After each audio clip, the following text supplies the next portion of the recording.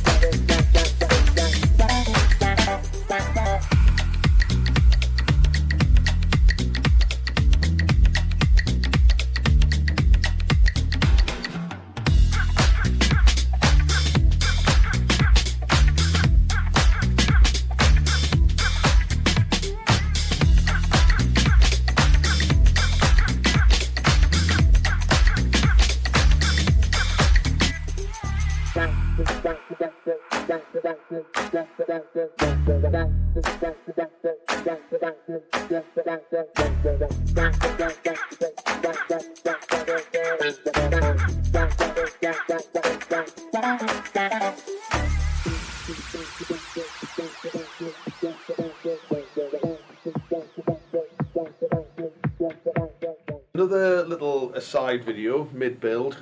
I want to put the back wheel in. but I haven't put the tyre on it yet. So I'm going to quickly just show you how to put a tyre on a beaded edge wheel. Now, quick little couple of pointers before we start.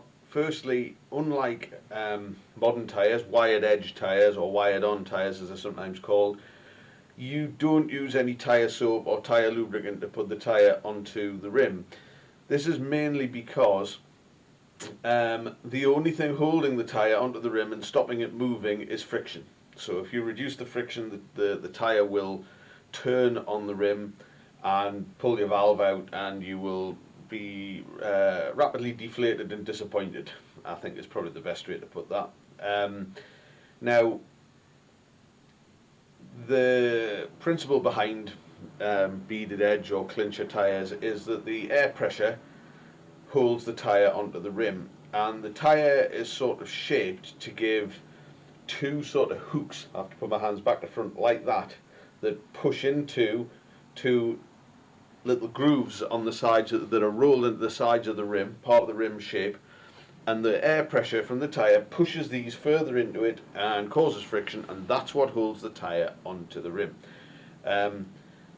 If they're in good shape, they work absolutely perfectly. If you keep the right amount of air pressure in the tyre, they work absolutely perfectly. But they give a hard ride because you need about 40 psi in these tyres to keep them on the rim. So you don't get a lot of suspension out of your tyre.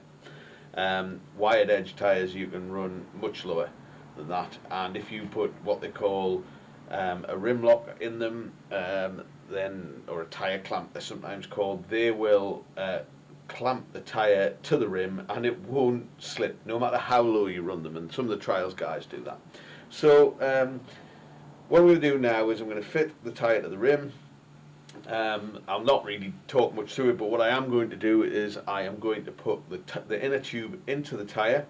So here we have beaded edge tyre, and if you look, you can sort of just about see the edge which goes into the fitting on the rim, and you can also see that there's quite a lot of flappy bits in, and what happens is this on the inside, that's how it sits in the rim. So you don't put a rim tape on these as such.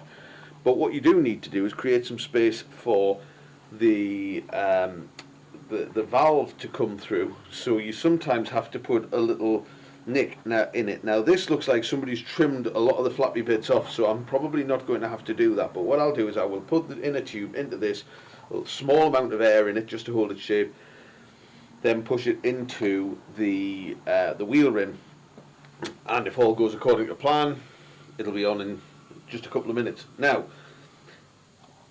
tyres like this can be really tight fit, and obviously if you can't use lube on them, it's difficult to do.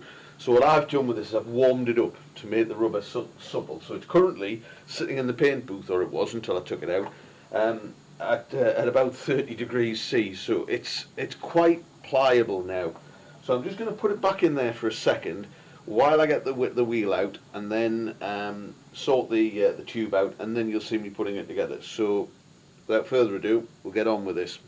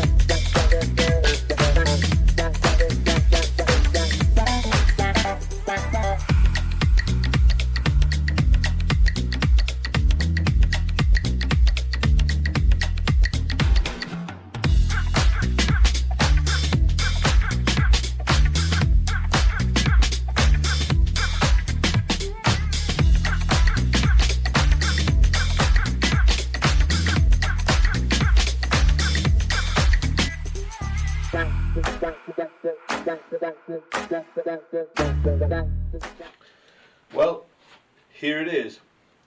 One reasonably assembled motorcycle. Now, one of the things I have to say, I'm feeling quite chuffed because I think this is the most together this bike's been for 40 years. I'm trying to sort of let you see it. I'm just hovering at the edge of the shot here, but it really is. The engine and gearbox are on, they're all both built up properly and finished, so fantastic. Back wheel on, spins great. So yeah, I'm really quite pleased. Now, there's still a long way to go yet.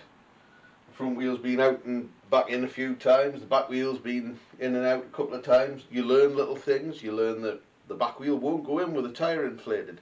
That took just a few minutes.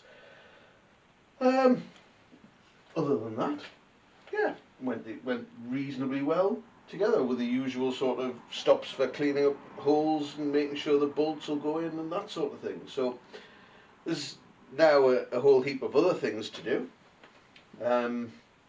I have a list and we haven't got a lot of time, so really I think the next video will I expect be a few more finishing touches to this, little bits and pieces, and to do with the magneto, because one of the discoveries I've made is that the magneto platform that came with the bike doesn't suit the magneto that came with the bike. So there's been a mix-up at some point, not to worry, but it means fabbing up another magneto platform, mainly because I'm reluctant to start drilling holes and things in the original one that may well suit if I can get the right magneto at some point. But we'll go into that another time. For the moment, we can bask in the glory of a semi-finished 1924 Model 5 Raleigh. Thanks for watching.